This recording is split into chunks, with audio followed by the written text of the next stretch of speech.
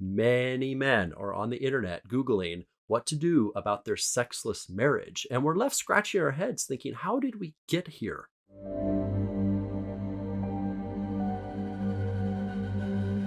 Hello there again, guys. Garrett Prettyman at Garrett Prettyman Coaching. You know, if you've watched my videos for a while, you've noticed that something I like to highlight is the differences between masculine and feminine. And the reason is simple.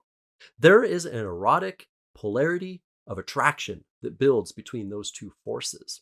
And many of us have experienced the magic of that, and have also experienced what it's like when the spark has died out. I want you to think of feminine love and affection like when you dip the wand in the soap and you blow a bubble, and that delicate bubble is floating in the air. And it's just there and it's existing and we don't question it. But the most slightest touch and poof, that bubble has popped and it's gone. That's what it's like when feminine love and affection has vaporized. It was just there before and we always assumed it would be, but suddenly it's gone. It's so delicate. The feminine experience needs all of these perfect situations and feelings and things to line up for her to feel online in a very intimate, physical way with you. Us guys aren't wired like that.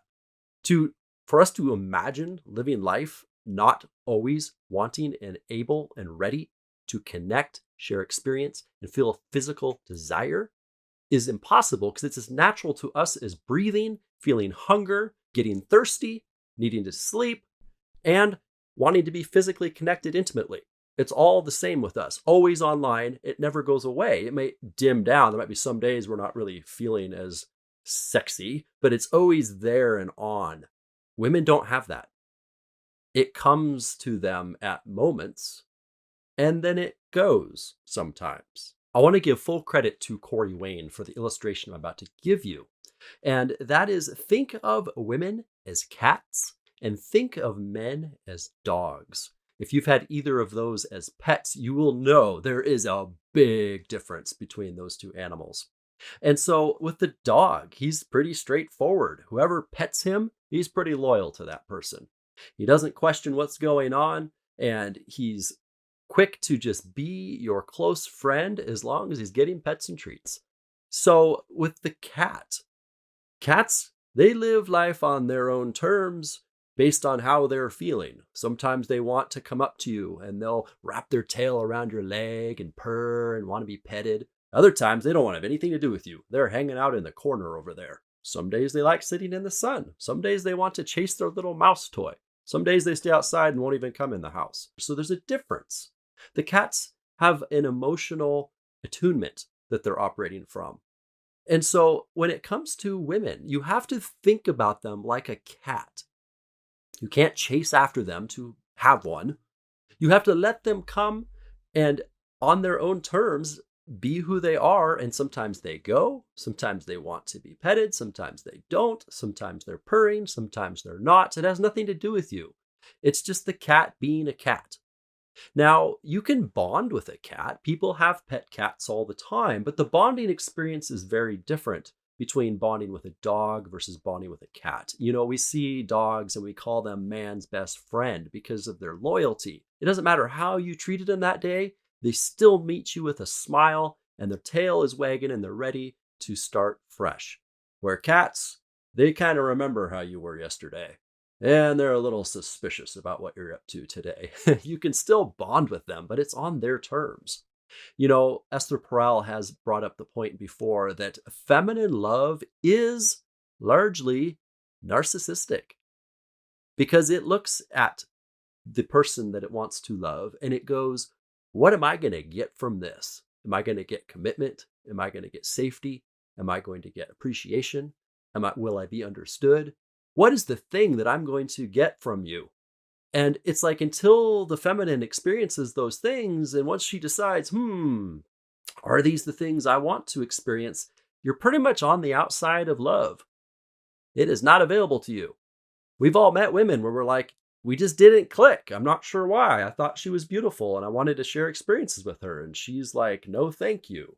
She's experiencing an emotional concoction of a lot of different sensations of being around you. And she's decided, like the cat, I guess this is not somebody I want to be wrapping my tail around and purring with right now.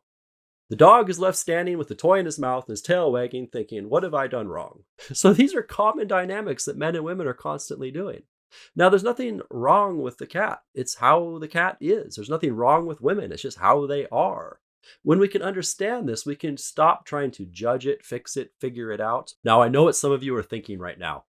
You're thinking, is Garrett saying that if my wife just goes out and has an affair and is unfaithful and doesn't come home and is a bad mom and isn't committed to me or doesn't care about me, I should just let her do all that stuff because that's who she is and that's how cats are? No, I'm saying that you allow her to be who she is, but you have clear boundaries that she gets to decide if she wants to be under. You don't get to go around controlling all the cats so they don't annoy you with how they are.